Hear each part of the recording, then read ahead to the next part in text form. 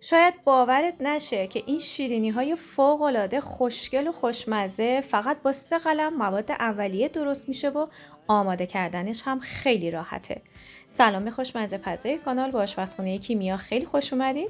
بریم که با هم این شیرینی فوق‌العاده خوشمزه رو تهیه کنیم. قبل از هر چیز کاغذ روغنی رو کف سینی فرمون پهن میکنیم و با کره روی کاغذ رو کاملا چرب میکنیم.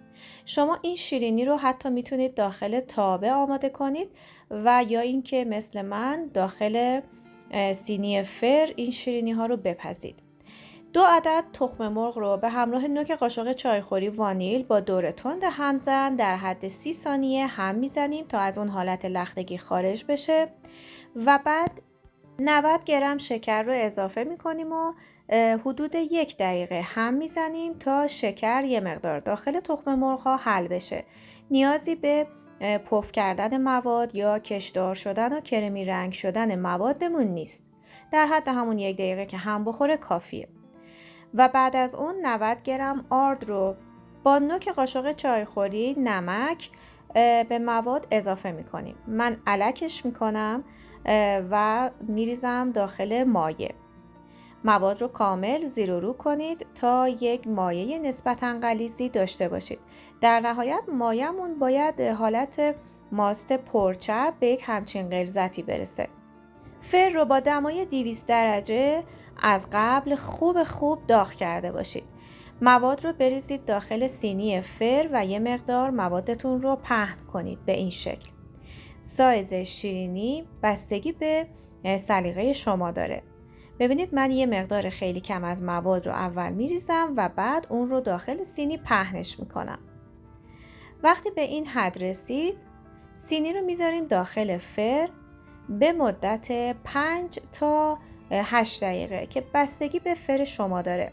هر زمان اطراف شیرینیتون یه مقدار رنگ گرفت نشون دهنده پختش هست و از داخل فر خارج کنید. زیاد نذارید بمونه که نیاز هست روی شیرینی کامل خشک نشه و نبنده.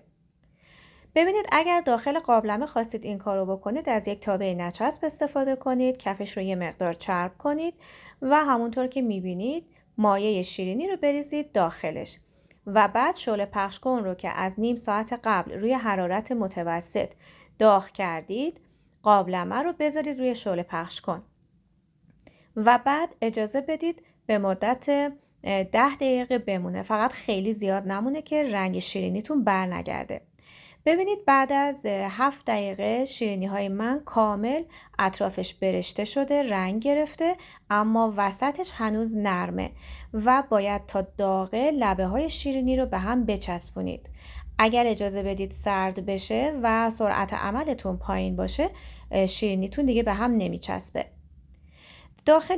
داخل فر اگر بخواید این شیرینی رو درست کنید خب یک شیرینی تردتر و نازکتر دارید، اما داخل قابلمه اگر بخواید درستش کنید یه مقدار شیرینیتون نرمتر میشه.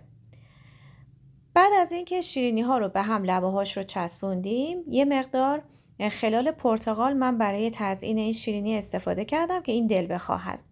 سفیدی پوست پرتقال رو بگیرید با عسل یه مقدار مخلوط کنید و بعد بذارید داخل شیرینی و به حالت گل شیپوری این شیرینی رو داشته باشید. البته تزیین این شیرینی سلیقه‌ایه و شما به هر صورتی که دوست داشتید میتونید میل کنید. امیدوارم که این شیرینی رو با این طعم پرتقالی حتما امتحان کنید چون مطمئنم که عاشقش میشید. لبه های این شیرینی بسیار ترد و خوشمزه است و وسط شیرینیمون هم کاملا نرمه. امیدوارم از دیدن این ویدیو لذت برده باشید و این شیرینی رو که لینکش رو با شما اینجا به اشتراک گذاشتم رو حتما امتحان کنید. مطمئنم عاشق سادگی و خوشمزگی این آموزش هم میشید. تا آموزش بعدی خدا نگهدار.